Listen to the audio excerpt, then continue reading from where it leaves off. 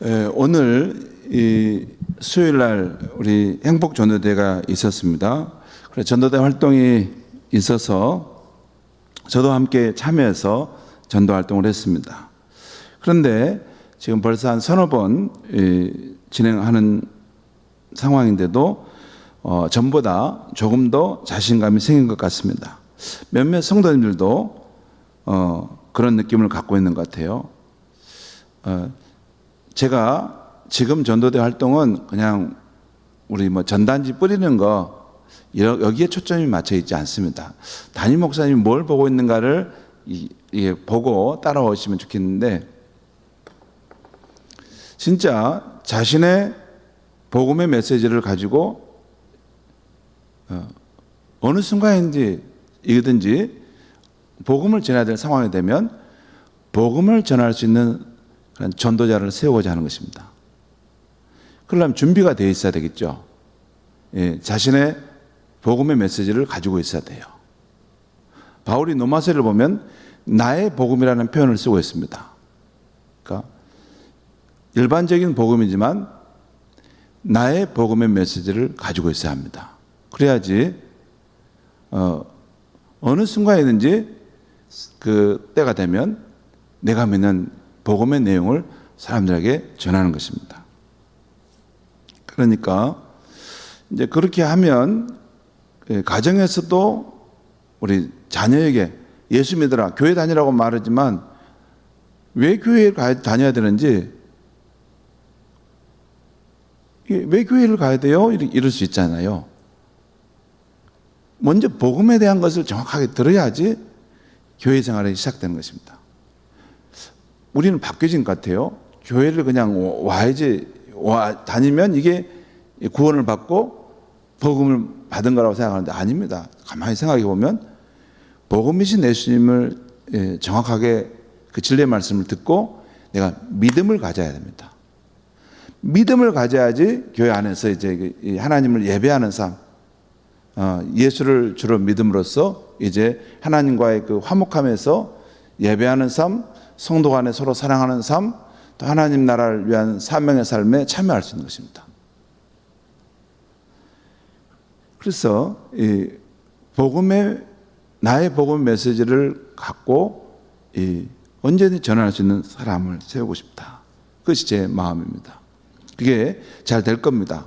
제가 지금 그 세계를 보고 있기 때문에 그냥 전도지 이렇게, 그것도 절대 아예 밖에 나와서 전도를 할 만한 용기가 없는 것보다는 굉장히 훌륭합니다. 탁월합니다. 진짜. 우리 전도대 나온 거 보면 너무 정말 제가 감기가 무량하고, 그래도 믿음의 그런 용기가 있어서 정말 예수님에 대한 그런 마음이 있어서 저렇게 오시구나. 너무 귀합니다. 그것도 귀합니다. 정말 귀합니다.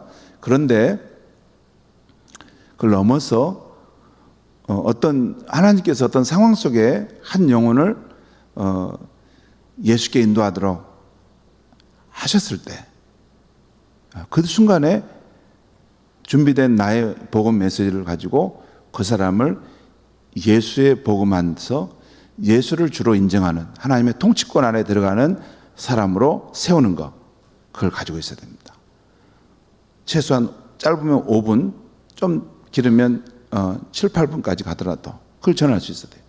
이 성경 전체는 우리 놓치면 안 되는데, 이 성경 전체는 그 복음의 메시지 한 5분 정도 되는 것을 다 담고 있어요. 그 이야기입니다. 실제적으로 그 이야기. 근데 잘못하면 목사님들 말씀 들을 때 진짜 복음의 진수는 듣지 않고 곁까지 아주 묽게 타가지고 곁까지 있는 거, 그거 중심점은 지나가고 옆에 있는 작은 곁까지 가지고 이렇게 도덕적 윤리적인 삶을 강조하고 막 서로 사랑하라고 막 이렇게 합니다. 여러분, 서로 사랑하는 것은 힌두교나 불교 가도 다 서로 사랑하라고 가르칩니다. 조금만 고동 종교라면 서로 사랑하고 자비하라고 가르치지 않는 데가 어디 있습니까? 다 가르칩니다. 그런데 이 힌두교나 불교나 다른 여타의 종교와 기독교의 가장 근본의 차이는 서로 사랑하라고 계명만 주는 것이 아니라 서로 사랑할 능력과 원천이신 그분이 그 안에, 그 사람의 안에 역사하고 있는 것입니다. 그것이 기독교입니다. 그것이 기독교예요. 근데 혹시 이제 교회 생활 하는데 나는 복음을 안다라고 하지만 실제 어떤 분은 보면 복음이신 예수님을 아는 것이 아닙니다. 복음이신 예수님을 인격적으로 매일 만나고 그분이 내 삶의 능력, 소망, 진정한 만족, 생명이고 이래야지 이것이 복음을 전할 수 있는 것인데 그런 부분은 소홀하고 그냥 막 서로 사랑해야 된다니까 사랑해야지, 전도해야 된다니까 전도해야지. 그러면 이거 율법적인 것입니다. 고달픈 겁니다. 교회 생활을 하려고 하니까 이게 보면 이 안에서 뭔가 좀 몽해를 벗으려고 하는데 짐을 더 지는 거예요. 복음을 전한다는 것은 내가 서로 사랑하려고 한다는 것은 더 첫 번째로 하는 것은 복음이신 예수님과 그런 더 깊은 생명의 연합, 복음이신 예수님 내 삶에 실제하신 분으로 경험하고 있어야 되는 것입니다.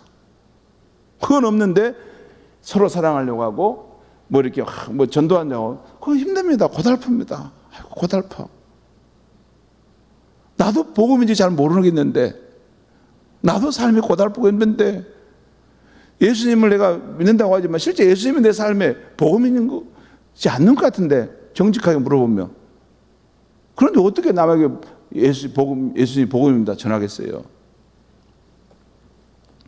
공고함 속에서도 예수님이 내 삶의 위로가 되고 무의미함 속에서도 예수님이 내 삶의 목적과 이유가 되고 불만족한 세상 속에서도 여러분 불만족한 삶이 얼마나 많아요. 눈만 뜨면 불만족한 삶이 펼쳐지잖아요. 내 마음에 맞는 것이 어디 있어요 세상에.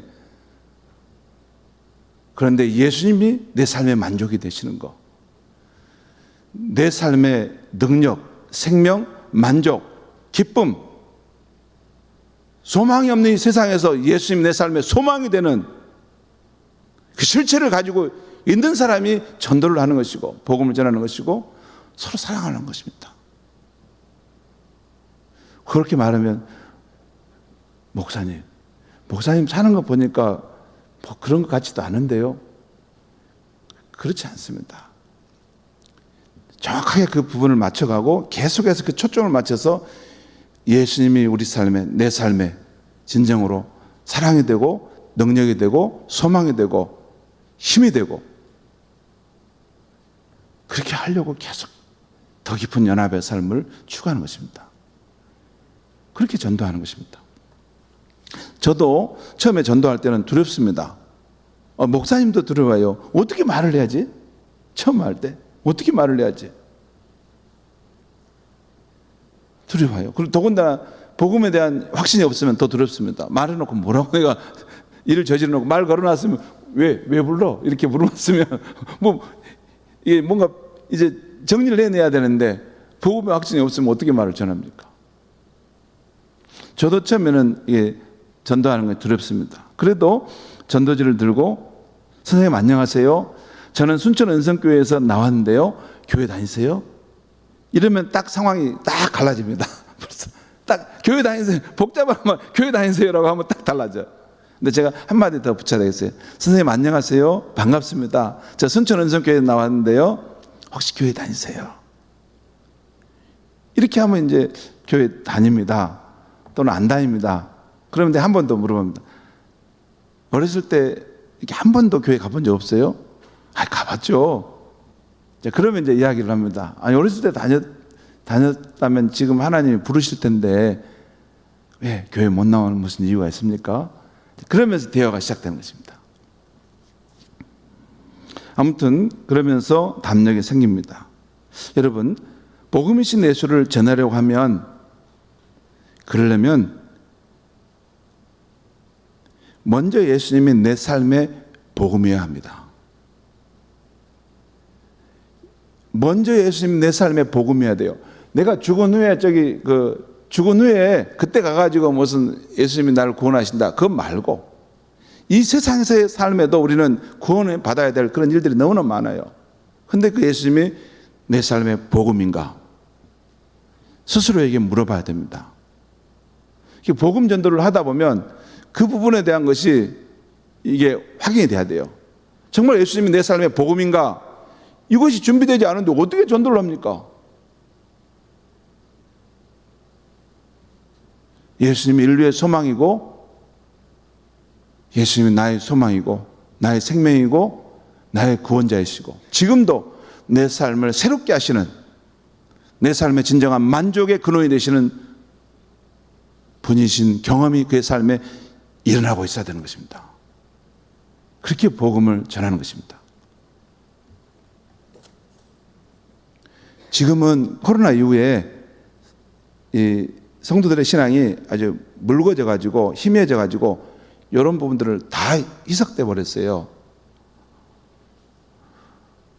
그 복음이신 예수를 우리가 붙드는 것은 코로나보다 더 10배, 20배 더 강한 것이 온다 하더라도 복음이신 예수님을 내가 정말 만났고 그분이 내 삶에 복음의 실제를 갖고 있다면 변질될 수 없는 것입니다.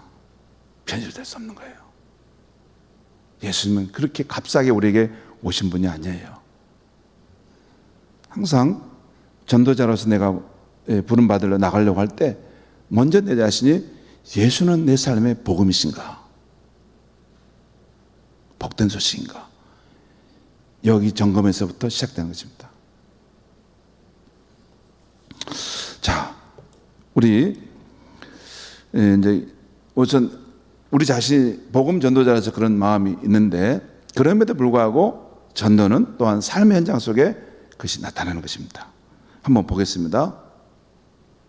우리 전도는 삶이다. 우리 주제로 지금 가고 있죠. 그리고 전도는 삶이다라는 주제를 가고 있는데 우리 처음에 좋은 나무가 됩시다. 그러니까 훌륭한 크리스찬이 되면 그곳에 열매가 맺고 그런다는 거죠. 훌륭한 크리스찬이 되면 주변에 사람들이 모여들게 되고 마치 그 한 그루 나무에 새들이 모여서 깃들인 것처럼 모여들면서 결국 전도의 열매가 나타난다는 것입니다. 두 번째는 오이코스가 우선입니다. 사도행전 16장에 주 예수를 믿으라 그리하면 너와 내 집이 구원을 받을 것이다. 복음이신 예수님이 한 사람의 삶에 들어가게 되면 그 복음이 그렇게 가치 있고 그 삶의 인생에 너무나 보화와 같은 분이라면 그걸 내 안에 숨겨놓을 수가 없습니다. 숨겨놓을 수가 없어요. 그럴 수 없어요. 열왕기하에 보면 나와요. 숨겨놓을 수가 없어. 그것이 밖으로 입에 이게 막을 수가 없어요. 이걸 막을 수가 없어요. 뭔가 이렇게 좋으신 예수님이 그 복음이신 예수를 내가 나도 모르게 입에 쏟아 나옵니다. 왜냐하면 그분과의 실제하는 삶이 있기 때문에.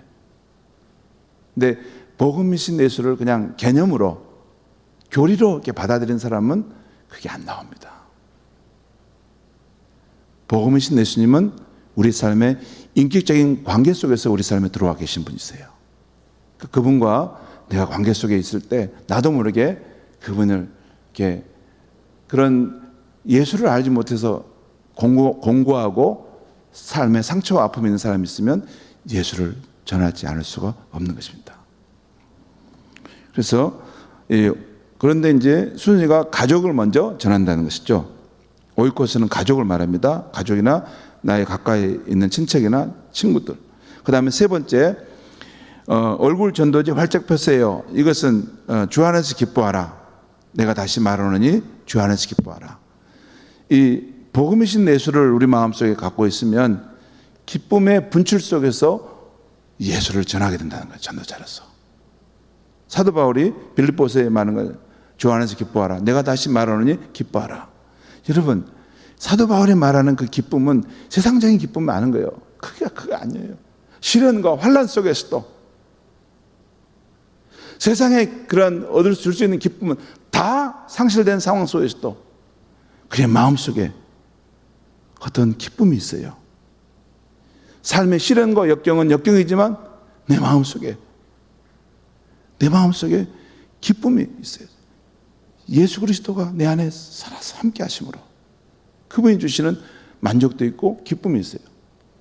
그래서 그 기쁨이 분출돼 나오는 이런 전도라는 것이에요. 이게 삶이 예수 믿으면 기쁩니다. 바쁩니다. 즐거워요. 하나님 나라 중심으로 삶이 재편되기 때문에 삶이 허비할 시간이 없습니다. 복음을 알고 경험하고 그 복음을 전하는 것이 내 삶의 이유가 되기 때문에. 직장생활 해도 우리는 하나님의 나라와 그 의를 구하라. 그래야만 이 모든 것을 너에게 더하신다는 말씀 아닙니까? 복음을 내가 어떻게 나타내고 전할 수 있을까? 생명을 살릴 수 있을까? 이런 일을 생각하다 보면 우리의 삶, 우리의 생업은 필요는 하나님께서 공급해 주신다는 거예요. 그렇지 않으면 하나님 아닙니다. 그렇지 않으면 마태복음 성경 말씀은 거짓말입니다. 하나님 나라와 그의 의를 구하고 복음을 위해서 살 때 하나님께서 그 인생을, 그 가정을, 그 삶을 돌보시고 책임져 줄 것을 믿어야 됩니다. 진짜 믿어야 됩니다. 그런 사람들이 선교사로서 자기 삶을 가서 선교를 하는 것입니다. 진짜입니다. 그게 이 복음이신 예수를 가지고 있는 사람의 모습이죠. 그래서 늘 기쁨이 넘치는 삶을 살면서 전한다는 것이에요. 여러분, 저도 가끔 내가 거울을 보는데 내 얼굴 표정이 어쩌지? 여러분, 예수를 믿은 지가 오래됐는데 얼굴 표정 가끔 한번 여러분 거울을 하면서 봐보세요. 예수 믿으면 기쁨이 있다는데 진짜입니다. 저도 굉장히 늘 생각해, 그렇지, 기쁨의 근원인 그분을 내가 모시고 사는데 내 안에 기쁨이 없으면 안 될 텐데. 그래서 여러 가지 주님 앞에 기도를 합니다. 자, 그 다음에 네 번째, 관계 속에 길이 있습니다. 오늘은 관계 속에 길이 있습니다. 이 주제를 가지고 다루겠습니다.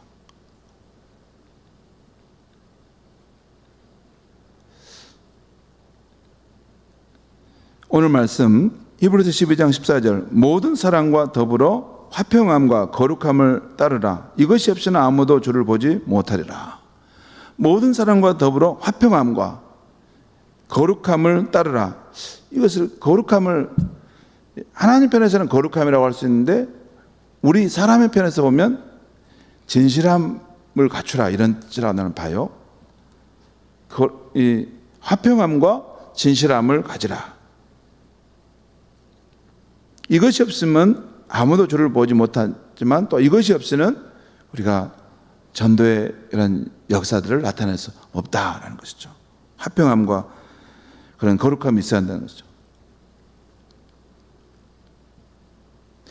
여러분, 현대사회는 갈수록 교회를 불신하는 사회적 분위기가 되고 있습니다. 교회에 대해서 무관심하고 교회를 불신하는 사회적 분위기가 되고 있어요. 이 부분만 가지고도 이야기를 하면 너무 많은데 제가 짧게 말씀드리면 지금은 세속주의화 되어가는 시대 풍조 속에 있습니다. 모든 것이 하나님 없는 인본주의와 또 자기 행복, 쾌락주의, 또 물질주의, 현세주의 이런 쪽으로 치달아가는 상황 속에 있어요. 오늘 먹고 마시자. 우리 청년들 오늘 먹고 마시자입니다. 여러분, 청년들이 명품을 좋아하고 코인을 좋아하는 것, 코인 하는 거 알죠? 제가 신문 기사를 쭉 읽어봤는데 돈 벌어봤자 집 살 수 없을 만큼 집값이 올라가가지고 미래를 위해서 뭘 모으고 저축하는 것이 해봤자 소용없다는 거예요. 그러니까 오늘 먹고 즐기자. 그래서 명품도 사고 또 좋은 차 이렇게 집은 없어 좋은 차를 이렇게 사고 산다 하는 것이 이제 우리 시대의 상황이죠. 이 세속주의, 인간의 행복, 이런 자기 만족이 극대화를 치달아가는 시대 속에 살고 있어요. 그게 맞는지 틀린지도 가만 생각해 봐야 돼요. 그렇게 어디까지 갈까 한번 생각해 봐야 돼요. 그렇기 때문에 이 교회나 복음에 대해서 무관심합니다. 뿐만 아니라 이 교회 지도자들의 일탈과 일탈도 문제입니다. 저도 거기에 해당하지 않으려고 늘 경계하는데, 아무튼 교회 지도자들 일탈도 문제고, 또 성도도 이게 있는데, 형식적인 그리스도인의 모습, 세상에 동화된 크리스찬의 모습, 맛을 잃어버린 크리스찬의 모습, 교인인데 안 믿는 사람이 볼 때 저 사람이랑 나랑 똑같다는 거예요. 저 사람을 보면 세상에 맛을 내는 소금이라기보다는 어쩔 때 나보다 더 못하다는 거예요.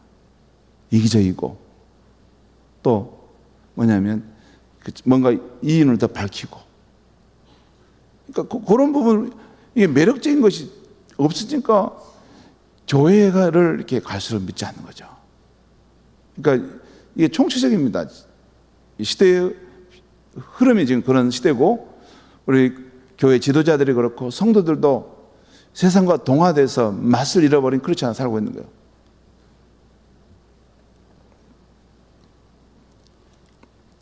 그렇지만 이 관계가 가깝고 친밀하면 전도가 됩니다.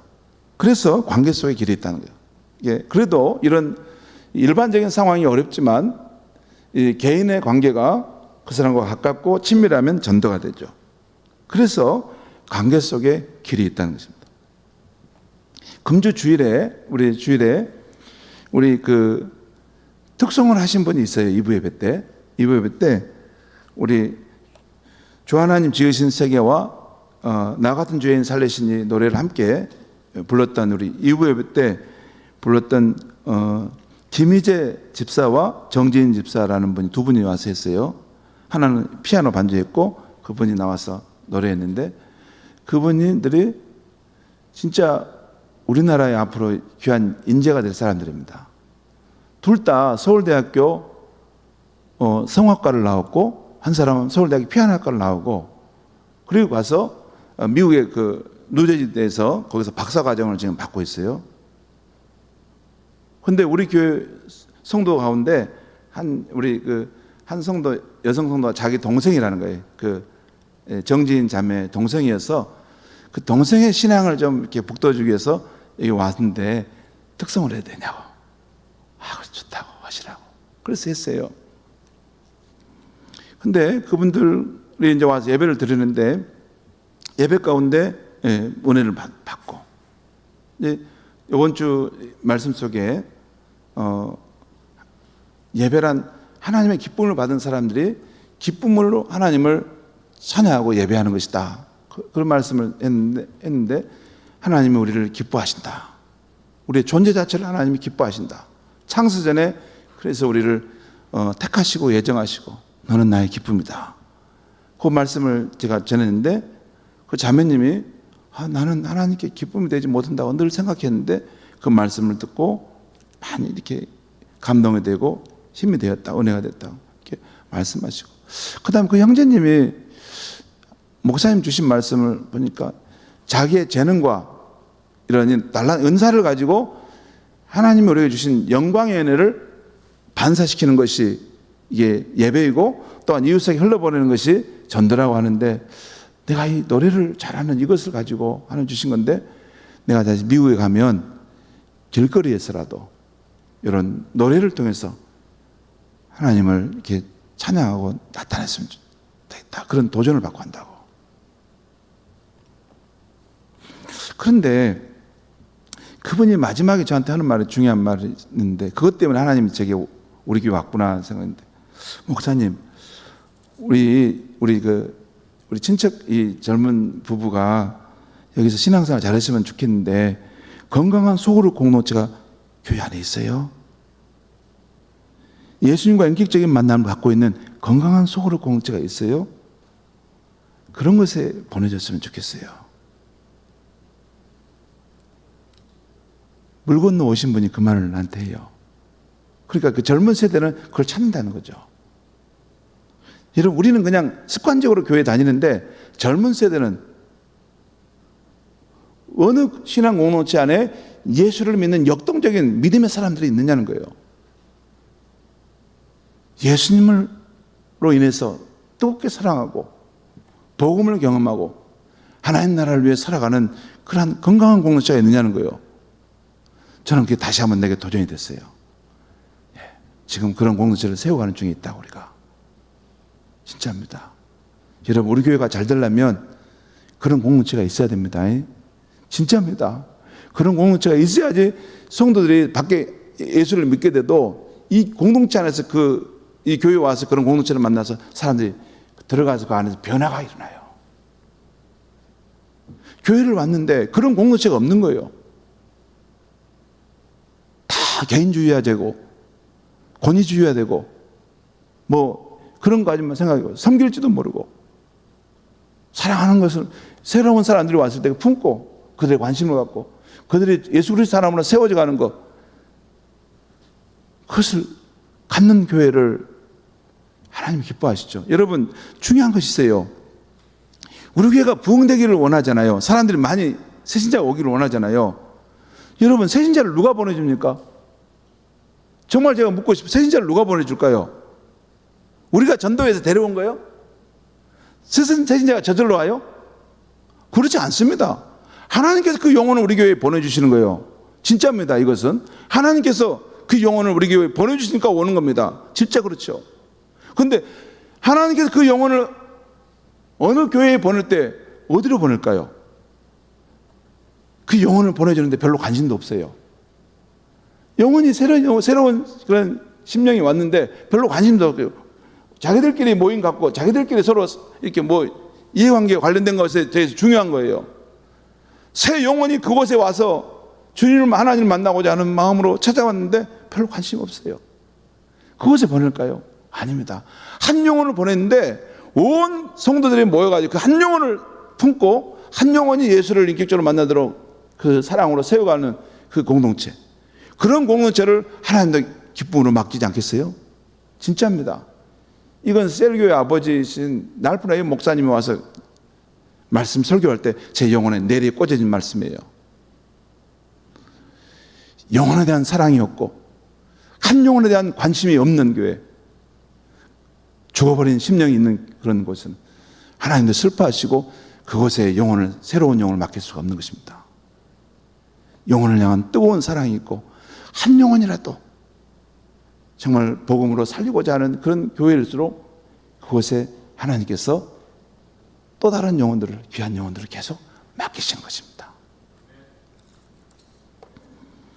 우리 공동체가 그런 정말 영혼을 사랑하고 한 영혼을 정말 품어서 예수님의 사람으로 세우려고 하는 모습이 된다면, 그런 관계를 갖고 있는 교회라면 세상에 희망이 된다라고 생각합니다. 자, 이 관계는 복음이 흐르는 통로입니다. 복음은 주로 자연스러운 인간 관계망을 타고 친척, 친구, 이웃, 직장 동료, 동호회 회원들에게 전달됩니다. 복음은 인간관계의 이 철도를 통해 전달되죠. 그것이 성경에도 보면 안드레를 통해 그 형 베드로가, 또 빌립을 통해 그 친구 나다나엘이, 고넬을 통해서 그 친구들과 가족들이, 친척들이 예수를 믿게 되었어요. 이 관계를 통해서 오게 된 것이죠.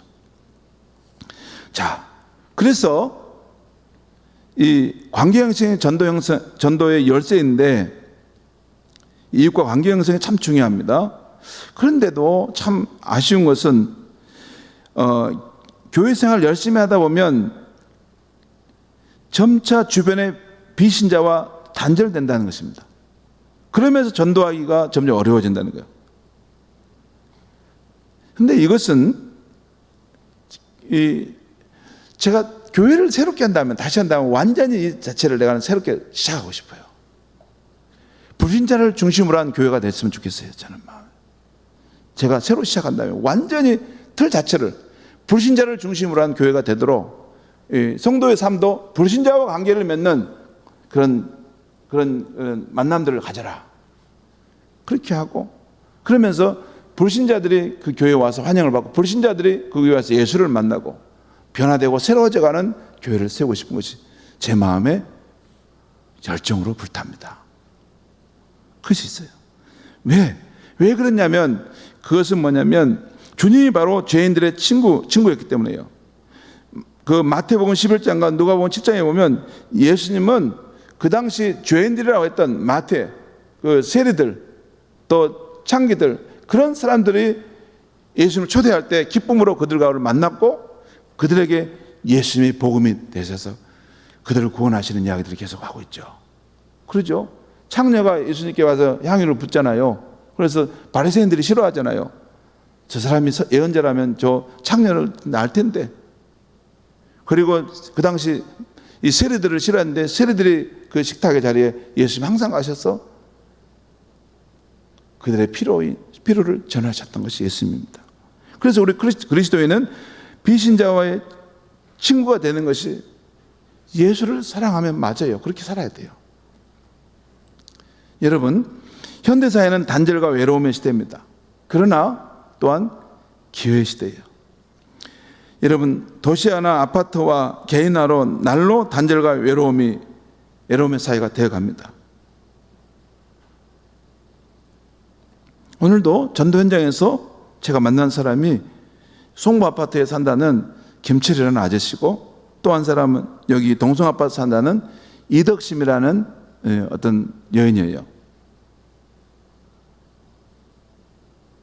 근데 제가 그분들을 가만히 보니까 그 삶에 외로움과 아픔이 있어요. 한 사람은 술에 쩔어 있어요. 술로 살아간다는 것은 마음의 아픔과 뭔가 공고함이 있다는 거죠.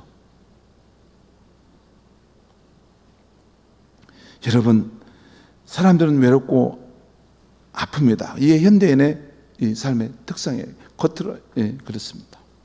아무튼 이분들에게 우리가 복음의 확신을 가지고 나아가면 그 영혼을 구원할 수 있는 것이죠. 자, 관계지수 높이기인데 관계 진단 질문지로 자신을 체크해 보세요. 여기 쭉 나오는데 여러분 거기 나오는 거 여러분 한번 집에서 한번 해보시면 좋겠어요. 여러분이 한번 해보시면 좋겠어요. 조금 이따 보겠습니다. 조금 좀 더 보겠습니다. 관계를 발전시키는 대화법, 여기 관계 지수를 이렇게 사람 관계를 높여가는 것은 여러 가지 있을 수 있지만 오늘 하나는 대화만 좀 약간 말하는 것에 대해서 말해 보겠습니다. 인간관계에서 가장 중요한 것이 대화죠. 그 다음에 대화 방법을 익혀야 되는데 자신의 대화 습관, 스타일, 말투, 시선, 억양, 표정 등을 전면적으로 점검하는 시간을 가져볼 필요가 있다는 거예요.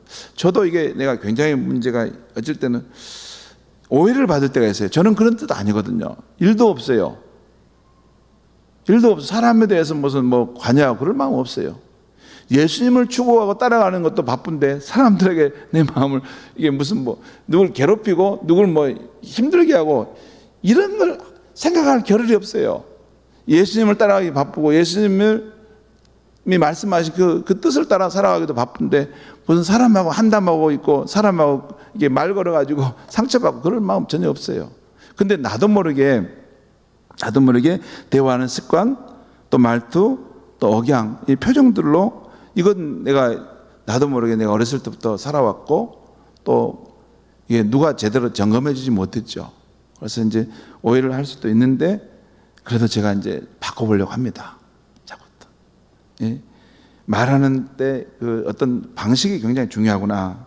그래서 자, 그 다음에 내가 먼저 활짝 웃으며 인사합시다. 대화할 때도 활짝 웃읍시다. 웃는 얼굴에 뺨을 못 때린다고 하잖아요. 예, 밝게 웃으면서 전도하면 좋다는 것이죠. 자, 넘어가겠습니다. 그 다음에 남에게 힘이 되는 말을 자주 합시다. 남에게 힘이 되는 말. 당신이 최고입니다. 여기 보면 또 여기 보면 당신이 최고입니다. 한번 따라해 보겠습니다. 당신이 최고입니다. 요즘 너무 멋져 보여요. 제가 도와드릴게요.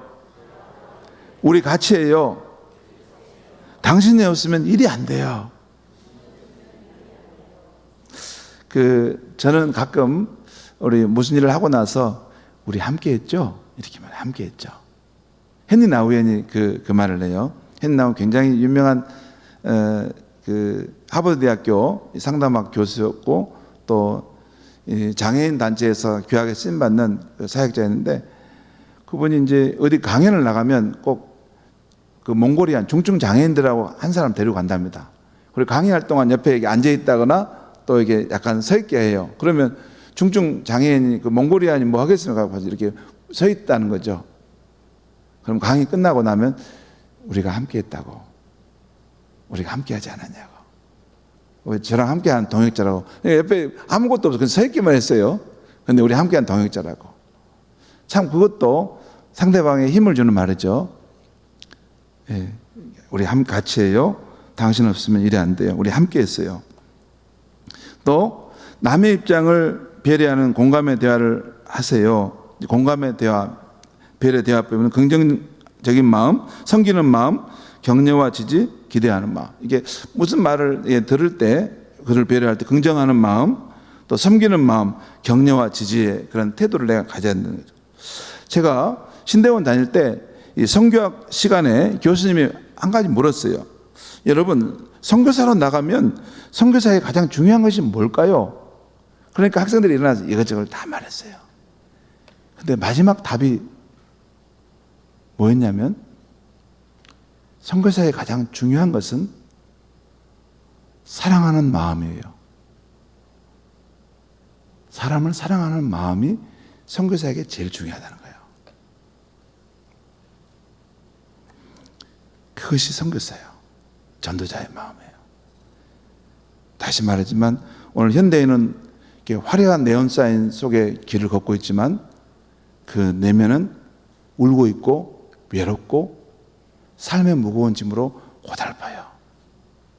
누가 나를 사랑해 주는 사람이 없을까? 외로운 나를 누가 함께 해줄 사람이 없을까?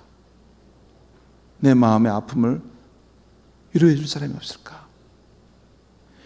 어떤 의미에서는 진짜 복음이신 예수를 전하기에 정말 좋은 시대가 오늘 우리 시대입니다. 사람이 다, 여러분, 예수님이 복음, 그 사랑을 줄 수 있고 위로를 줄 수 있고 소망을 줄 수 있고 진정한 세상에 채워줄 수 없는 참된 만족을 줄 수 있는 거 아닙니까? 예수님이 마음속에 오시면 그 마음이 꽉 차버리는 거죠. 제대로 안아서 그 마음이 이렇게 늘 허전하지, 예수님이 그 마음속에 꽉 차면, 여러분, 신앙생활이란 다른 게 아닙니다. 기독교 신앙생활이란 예수님과의 인격적인 연합입니다. 따라 한번 해보겠습니다. 신앙생활이란 예수님과의 인격적인 연합입니다.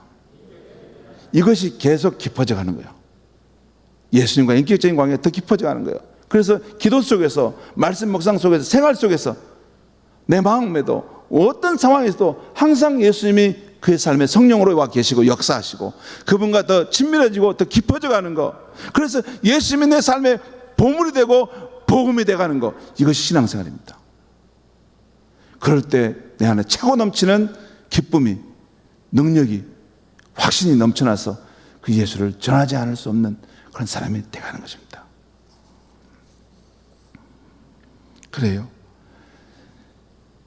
예. 그 다음에 넘어가겠습니다. 재밌는 것이 많이 나오는데 그냥 경청하는 것이 중요하다는 거. 그 다음에 치유라는 것은 상대방을 있는 그대로 받아들인다는 거. 그럴 때 치유가 일어난다는 거. 그리고 그 사람의 편이 되어준다는 것을 말합니다.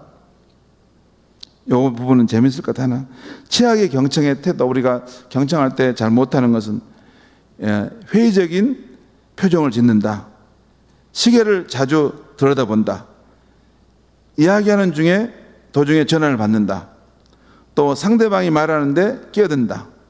마음대로 화제를 바꾼다. 계속 자신에 대해서만 이야기한다. 불필요한 충고를 한다. 이야기한 도중에 자리를 뜬다. 남이 이야기할 때 존다. 이게 최악의 경청 태도라는 거예요. 남이 이야기할 때 존다거나 또 이야기한 도중에 자리를 뜬다. 예, 그런 그 불필요한 충고도 할 때가 있어요. 이거 충고할 필요 없는데 불필요한 충고를 하는 경우가 있어요. 요 꼭 여러분, 우리가 실수하는 부분인데 좀 새겨두면 좋겠다는 생각이 듭니다. 그 다음에 절친이 되는 법에 대한 것이 나오는데, 절친이 되는 법, 우리가 한 영혼을 구원하려면 절친이 돼야 되는데, 뭐 거기 보면 안부 전화를 자주 한다. 또 그리고 식사도 한 달에 이게 자주 한 주일 정도 같이 한다. 주말을 같이 보낸다. 또 경조사를 기억하여 함께 기쁨과 슬픔을 나눈다. 작지만 사랑에 담긴 선물을 자주 준다. 작은 거지만 그 감동이죠. 1년에 한 번 2회 정도는 함께 여행을 간다. 속마음까지 나누며 친밀한 대화를 나눈다. 대화 중 늘 공감해주고 칭찬을 한다. 매일 이름을 부르며 중보기도를 한다. 예, 마지막 중보기도 한다는 것이 중요하죠. 마지막 이제 여러분 한번 따라 한번 해보겠습니다. 관계의 달인이 됩시다. 예, 이 말씀은 아직은 우리가 아니라는 거예요. 이제부터 관계의 달인이 되어보자는 거예요. 좀 더 왜 관계의 달인이 되는 거죠?